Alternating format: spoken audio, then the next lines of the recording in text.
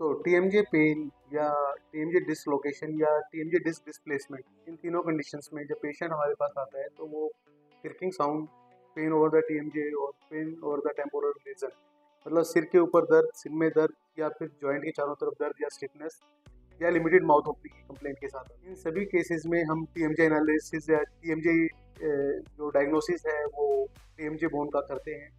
Temporomandibular joint इस bone का पूरा नाम है और ये दो डिफरेंट बोन्स को ज्वाइन कर रखते हैं। टेम्पोरोमैंडिबुलर जॉइंट जो है वो बनता है स्कल के बेस से और मैंडिबल के कोंडाइलर हेड से। अभी ये दोनों बोन्स के बीच में एक डिस्क लाइक स्ट्रक्चर होता है जो कार्टिलेज जो है बेसिकली कुशनिंग इफेक्ट देता है दो बोन्स के बीच में ड्यूरिंग द मूवमेंट्स।